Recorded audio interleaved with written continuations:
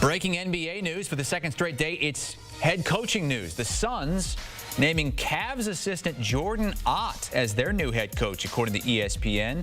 He's been an assistant in the league for about a decade, most recently spending one season in Cleveland on Kenny Atkinson's staff. He replaces Mike Budenholzer, who was fired back in April.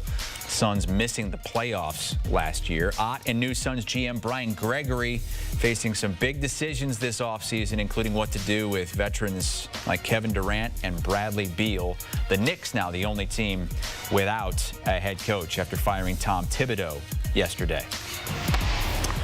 All right, we've got Ashley, Nicole Moss, and Brad Botkin. I'm going to be honest, I don't know who Jordan Ott is. Do you guys? No, but I was able to do some power research on him. Obviously someone who has, a substantial amount of experience, obviously not as a head coach, but on coaching staffs. It says here the Lakers, the Brooklyn Nets, actually began his career as a video coordinator for the Atlanta Hawks. And the Eric Spoelstra model. Took the Eric Spoelstra route, and it's just taken him a little longer to be a head coach. But I think the thing that stood out to me the most when I was researching it was that Devin Booker was very hands-on in the coaching search for the Phoenix Suns. So this obviously does not happen without Devin Booker's approval. I think also the biggest thing that I noticed in the article that I read is that Kevin Durant's name was nowhere mentioned, I should say, which means what we kind of already know, that Kevin Durant is on his way out. Where, we don't know. But I will say this, we were having the conversation about Tibbs earlier on in the show, and yeah, because you thought he might be good in Phoenix. That was one thing that we said, but we also said that Tibbs is a coach where, you consider him a bridge coach, was the terminology I use. He's not going to win you a championship, but he is going to get down, do the dirty work, build a relationship with guys in the locker room. He's going to also establish a culture and do all the things that ultimately lead to a championship. The hiring of this particular coach for the Phoenix Suns lets me know that that's kind of where they are in this stage of their venture, if you will. I don't think this is a coach that's going to help them win a championship. They're also very far removed from that with their roster and the lack of pieces that they have. They're going to have to do a lot. They're dealing with a lot of rebuilding and obviously the uncertainty surrounding Kevin Durant.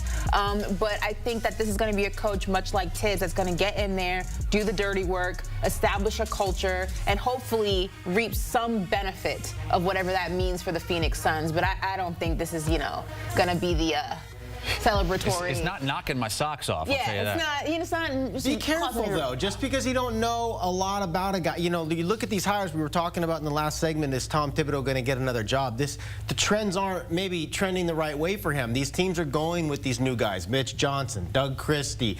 Here's another guy. Doug Christie's not new though. No, but he's an assistant. He's coming on these. These are not previous head coaches that are retreads like a Budenholzer or a Frank Vogel or Michael Malone and all these guys that always come up in every coaching conversation. Teams are moving to new voices, new faces, guys who certainly have been around the league. When you talk to players around the league, you talk to scouts, you talk to these people who are behind the scenes doing the work. Assistant coaches are often the guys that the players have the best relationships with. They're the guys that are working out before the game with them. They're the guys over the summer that are changing their jump shot with them, that are setting screens for them, passing balls out to them, talking to them, communicating with them. These are guys that have real relationships. And they know the playbook. And you're seeing that as they get hired as head coaches now, where sometimes in the old days, maybe the head coach was a little more hands-off in terms of relationships, and you just managed the X's and O's, and you were kind of the voice of the team. Almost more of a figurehead. That's maybe how it used to be. These guys now are the dirty work guys, the guys that have established the relationships, the guys that are in crunching the analytic numbers and doing all these things that are so important in the modern game. So when you talk about the trends, and now we're talking about Johnny Bryant, who's coming up, another Cavaliers assistant, who his name has been talked about with the Knicks and other vacancies. He was also in the running for this particular job as well. Might want to snap him up real quick because these guys are going now, and you never know who's going to get fired next, how these teams are looking to move on to a new coach. I think it's actually a pretty cool trend that teams are giving these new faces, new voices. Again, not baby faces. They're not guys who haven't been around the league, but not experienced head coaches, giving them their shot. They've earned it.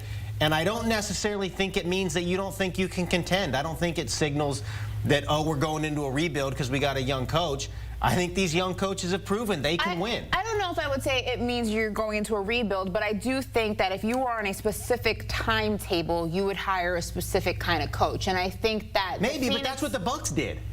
They're like, oh, we got to win now, so let's go get Doc. You know, well, you know how I feel about Doc Rivers. But maybe the league is changing on that. But I do think that you can make the assumption that the Phoenix Suns maybe are a little bit more aware of where they are in the league, where they are specifically in the Western Conference. Again, the uncertainty around Kevin Durant. You have Bradley Beal, who hasn't really been a gold mine for the Phoenix Suns. You have Devin Booker, who's been in the organization his entire career and still hasn't won. And you have a roster that doesn't really have much of anything. I think that this is a coach that is willing to get in there and do the dirty work to figure out what this team can be. But I do think it's safe to say that the Phoenix Suns know this is not a championship team, and this is probably not a champion. You would hope they know that. You would hope. It's kind of there on paper. You know, Jeff Van Gundy's famous for saying every team should have like a CEO of common sense, and the common sense would tell you here that you don't hire a first-time head coach, an assistant guy,